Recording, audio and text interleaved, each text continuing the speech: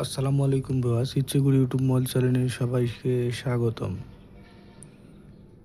আজ একটা নতুন ভিডিও, যে ভিডিওতে দেখতে পাচ্ছেন কয়েকটি মাছ। এটা আমার একটি ছোট্ট অ্যাকুরিয়াম, যে অ্যাকুরিয়ামে ছোটো ছোটো মাছ রাখার সিদ্ধান্ত নিয়েছি, যে কারণে দুইটা টেট্রা এবং কই কাপ এবং গাপ্পি নিয়ে আসলাম। দেখি এখানে বাঁচিয়ে রাখতে পারি কিনা। হয়তো পরে আরও নতুন নতুন মাছ এখানে সংযোজন করব ইনশাআল্লাহ।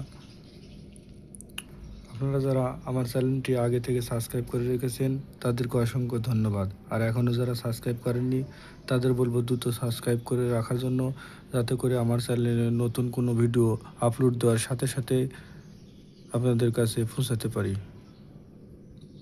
দেখতেছেন এই মাছগুলোর খাবারের জন্য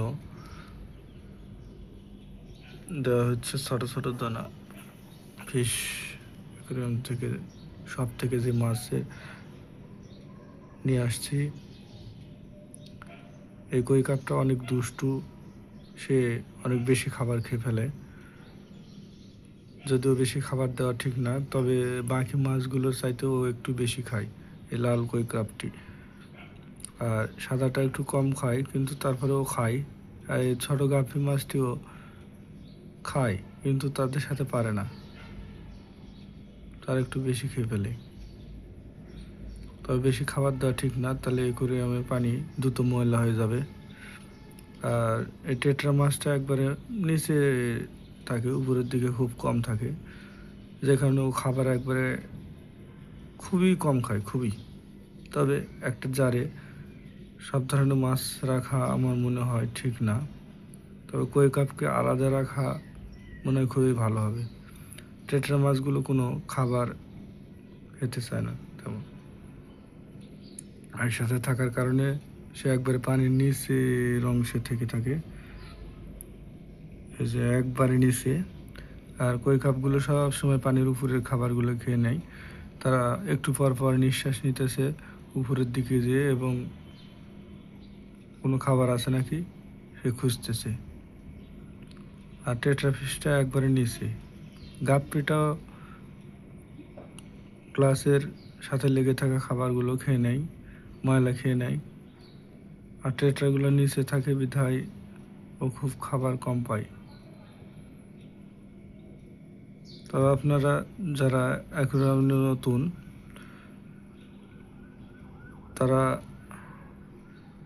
চেষ্টা করবেন এক রকমের মাছ রাখার জন্য এবং একই সাইজের মাছ রাখার জন্যে।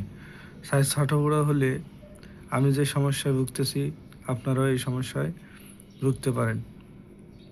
হয়তো দোকানদার বিক্রির স্বার্থে বিভিন্ন রকমের মাছ আপনারে দেওয়ার চেষ্টা করবে, যেরকম দেখতে ভালো লাগবে ঠিকই, কিন্তু মাছ দীর্ঘ সময় টিকিয়ে রাখা সম্ভব হবে না।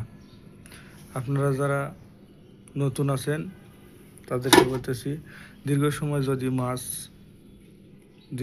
যদি মাছ বাঁচিয়ে রাখতে চান, তবে চেষ্টা করবেন একবারে একই রকমের মাছ নেবেন। একটু ছোটো হোক, কিন্তু এক রকমের মাছ নেবেন, ছোটো বড়ো মিলিয়ে নেবেন না, তাহলে সমস্যা হতে পারে। তবে আমার চ্যানেলে নতুন নতুন আরও ভিডিও পেতে আমার চ্যানেলটি অবশ্যই সাবস্ক্রাইব করে রাখবেন। আপনারা আমার চ্যানেলের আরও নতুন নতুন ভিডিও পাবেন মাছগুলো নিয়ে। আজ এই মাছগুলোর আমার অ্যাকুয়ারিয়ামে প্রায় 4 দিন হইল, তো এখনও পর্যন্ত মাছগুলো বেঁচে আছে। শুনেছি অনেকে মাছ বাঁচিয়ে রাখতে পারে না, তবে আমি ইনশাল্লাহ বাঁচিয়ে রাখছি। চেষ্টা করব এই যে লাল লাল পাথরগুলো না দেওয়ার, কারণ এই লাল পাথর দেওয়া আসলে ঠিক না, অনেক ভিডিওতে দেখলাম। তবে আপনারা, যদিও লাল পাথর দিলেও কালার ভালো হয়, কিন্তু এটা দেওয়া ঠিক হবে না। আমি হয়তো পরবর্তী ভিডিওর পরে লাল পাথর এত থাকবে না, 2-1টা থাকবে, উঠায় নেব। ওঠায় নেওয়ার চেষ্টা করব। আপনারা একবারে লাল পাথরগুলো নেবেন না, শুধু ন্যাচারাল এই পাথরগুলো নেবেন, তাহলে খুব ভালো হবে। সবাই ভালো থাকবেন, সুস্থ থাকবেন, ইচ্ছে করি ইউটিউব মহল চ্যানেলের সাথে থাকবেন। দেখা হবে আবার পরবর্তী কোনো ভিডিও। ততক্ষণ ভালো থাকবেন। আল্লাহ হাফেজ।